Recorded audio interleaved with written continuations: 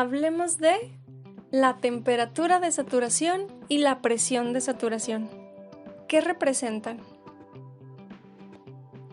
En un diagrama de temperatura-volumen, tenemos que el trazo o la gráfica que conforma el proceso de calentamiento contiene el estado 1, correspondiente al líquido subenfriado, el estado 2, que es un punto y que corresponde al líquido saturado, el estado 3, que es una línea horizontal que se representa como la mezcla saturada del líquido y vapor, el estado 4, que es otro punto y corresponde al vapor saturado, y el estado 5, correspondiente al vapor sobrecalentado.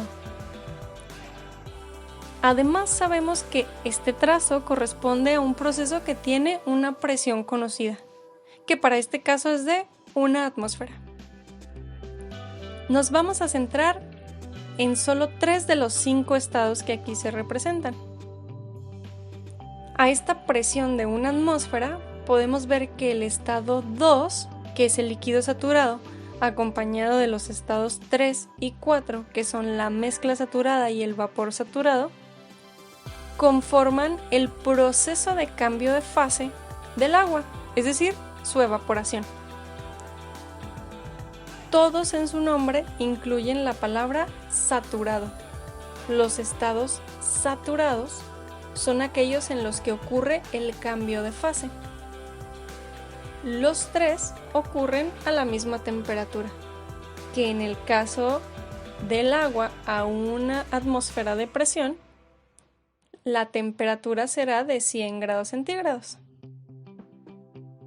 A esta temperatura a la que el cambio de fase inicia, ocurre y concluye, le llamaremos temperatura de saturación, que se define como la temperatura a la que una sustancia pura cambia de fase a una presión dada. Esto quiere decir que si la presión fuera diferente, la temperatura a la que el agua se evapora también sería diferente. Por ejemplo, si hiciéramos el mismo gráfico, pero para una presión mayor, digamos 8 atmósferas, el trazo sería muy similar, pero con temperaturas mayores.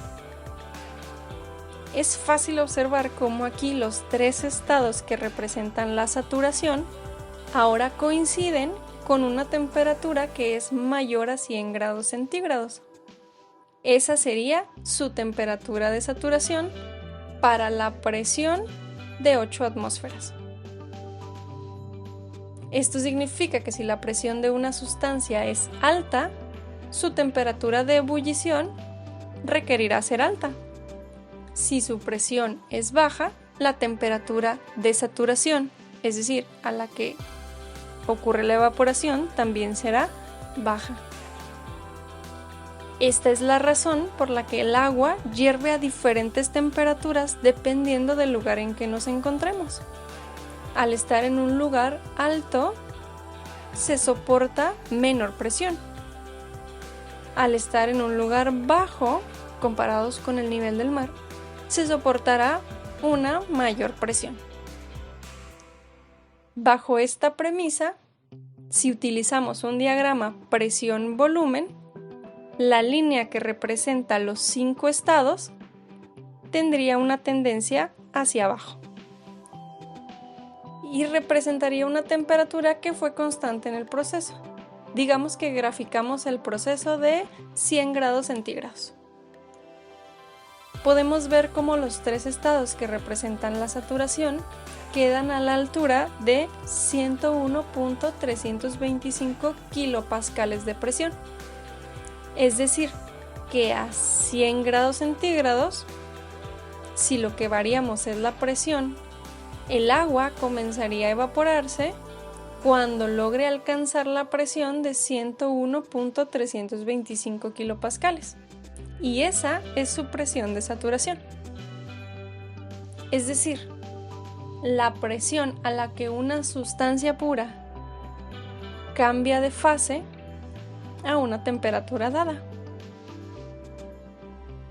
En resumen, podemos decir que la temperatura de saturación o de evaporación de una sustancia pura depende de la presión a la que esa sustancia se encuentra, y que la presión de saturación depende de la temperatura a la que esa sustancia pura se encuentra.